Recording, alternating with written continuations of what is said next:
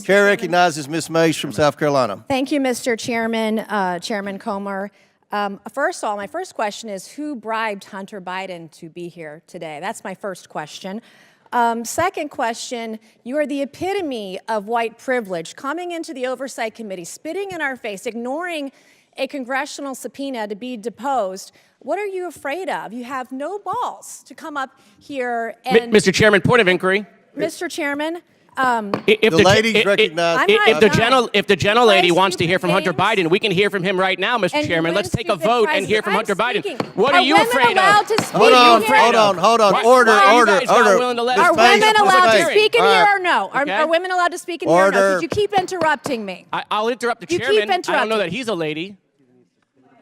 I think that Hunter Biden should be arrested right here, right now, and go straight to jail. Our nation is founded on the rule of law. Come on. And the premise that the law applies equally to everyone, no matter what your last Point of order, name. Mr. Chairman. Point of order. It doesn't matter who you are. Point of order, Mr. Chairman. Biggs over here. Donald Trump Jr. Biggs over here. State your point, Mr. Biggs. Yeah, my point of order is this. Are we going to continue on with this blatant interruption? This is absurd and inappropriate. I intend to give my statement. I don't intend to have anybody interrupted. I'm not going to interrupt your statements.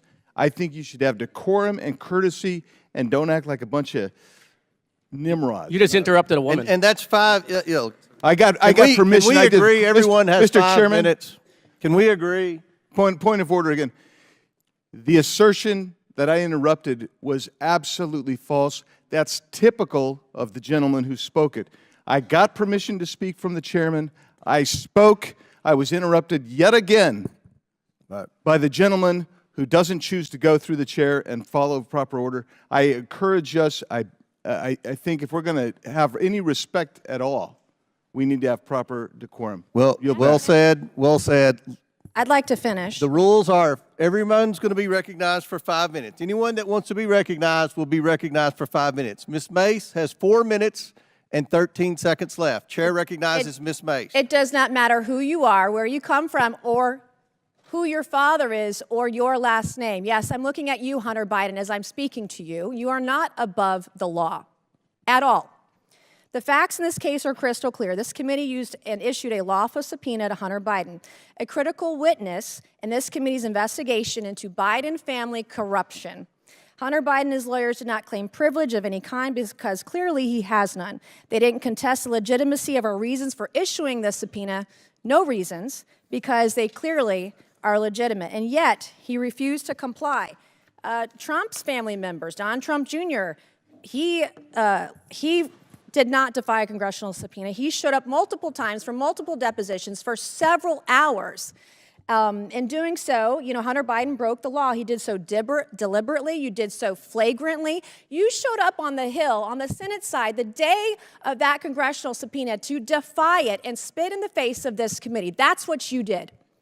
The question the American people are asking us is, what is Hunter Biden so afraid of? Why can't you show up for a congressional deposition? You're here for a political stunt. This is just a PR stunt to you. This is just a game that you are playing with the American people. You're playing with the truth. Hunter Biden wasn't afraid to sell access to Joe Biden to the highest bidder when he was in elected office. He wasn't afraid to trade on the Biden brand, peddle influence, and share those ill-gotten gains with members of his family, including Joe Biden. He wasn't afraid to compromise the integrity of the presidency and vice presidency by involving Joe Biden in shady business deals with our foreign adversaries. But Hunter Biden, you were too afraid to show up for a deposition, and you still can't today. I believe that Hunter Biden should be held completely in contempt. I think he should be hauled off to jail right now, because it wasn't long ago, too, my friends on the other side of the aisle, that you also believed in the power of a congressional subpoena. Not long ago at all. You believed in holding those who refuse to comply with a congressional subpoena accountable.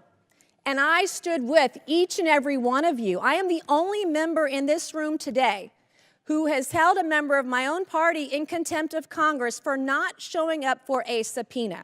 And I see nothing but complete hypocrisy on the other side of the aisle. The ranking member of this committee even so eloquently put it, the lesson is, please tell your children out there in America, if you get a subpoena to go before Congress, go.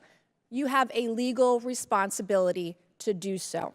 So the hypocrisy is stunning. What are we to tell our children today? There's nothing the other side can say with a straight face. As the only member of this committee to vote to hold a member of contempt of my own party, let me be clear, this should not be a partisan issue. If Congress issues a subpoena, you show up, period. This is not a responsibility we take lightly. It brings no joy for us to do this, but the president's son broke the law and must be held accountable in the same way anybody else would.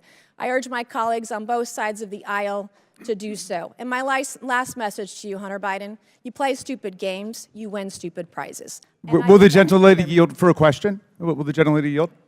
Will my friend yield from South Carolina?